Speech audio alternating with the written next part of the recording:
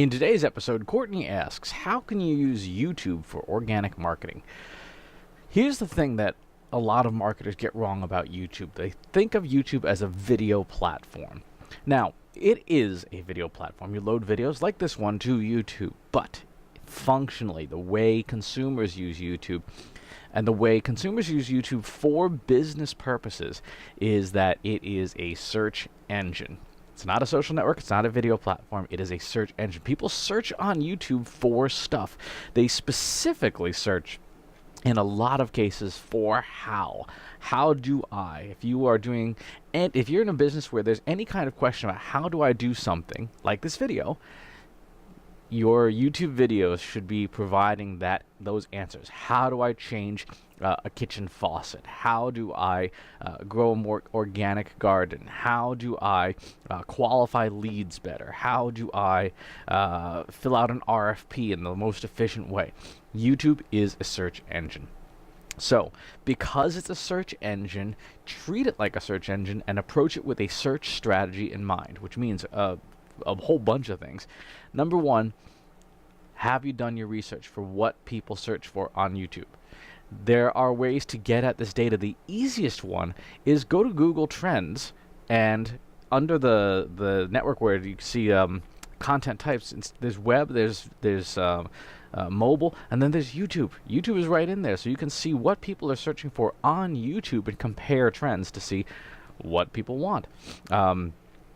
So there are also, I believe, in most of the SEO tools, the professional SEO tools, video searches. That's a gold mine. That tells you exactly what to create videos about because, well, people want to know, people are asking YouTube for answers to their questions. When it comes to creating video for YouTube, aim for above the 5-minute mark. Now, it doesn't have to be a 60-minute or a 90-minute movie, a cinematic film, but it does need to be longer than 5 minutes. Search Engine Land in January of 2018 showed that there was a substantial increase in the likelihood your video would be favored by YouTube's algorithm if it was longer than 5 minutes because, well, ads. YouTube wants to show ads, and in a 5-minute video, it can show pre-roll, it can probably show post-roll, and it can show at least one interstitial in the video. I personally like to try and aim for around the 8-minute mark, and I try not to go over the 10-minute mark, and the reason for that is I like to cross-post the video to LinkedIn, and LinkedIn doesn't allow you to do more than a 10-minute video. But if you've got a topic that you need to explore in depth, go as long as you want, but try to keep it at least to the 5-minute mark. When you're creating content for YouTube, if you've done your keyword research and your question research, and you've got the video itself, follow basic video SEO rules. So on YouTube, what are the things that you can customize? You can customize the title, you can customize the description underneath the video, and you can customize the tags that it's tagged with. And you can also, if you don't like YouTube's automated transcription, you can provide your own transcript for subtitles. The title is important. If you've done your keyword research, you know exactly what to put in the title because it should be the keywords plus the logical extensions around them. So we'll say how to brew espresso, right? How to brew espresso, and then some kind of benefit. How to brew espresso in 5 minutes, or whatever the case is. That's your title. Your description contains what the video is about, and it's not limited to 140 characters. You can put in a substantial amount of text. So you could put in the transcript, you could put in a summary, you can put in links, you can put in all sorts of contact information, so that can go in the description. Make sure your keywords are in there too, because you want to make sure that is in the description of the video. And then the tags are sort of the root keyword topics. So if your video is about making espresso, then obviously espresso would be one of the keywords that goes in the tagging section. You have the ability to upload custom still images, and a number of folks say that you should do that just so that it shows an appropriate image rather than YouTube's just randomly selecting a freeze frame and having an awkward preview photo, like you staring with your eyes closed at something. And then make sure when you're uploading the video that there's 3 tabs. There's the basics, there is the advanced, which is where you upload your transcripts and your translations, and there's that 3rd tab, which is all your metadata. Make sure your metadata is configured. Things like the date, the captioning, any paid promotion disclosure, all that stuff needs to be in there because again, as with regular Google, the more data you provide to help YouTube, which is Google, understand what the video is about and why it should be shown to certain people by its algorithm, the better your video will do. So make sure you do that.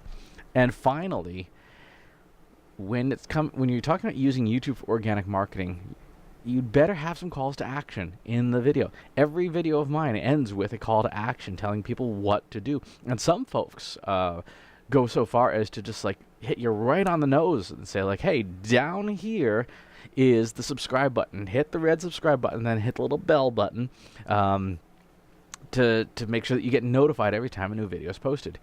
The reason for this is that, again, in Search Engine Land's article, I think it was Search Engine Land, it might have been Search Engine Watch, one of the algorithm's key metrics is how many subscribers did this video generate. And the more subscribers that this video generates, the more important this video must be because people took an action, a tangible action.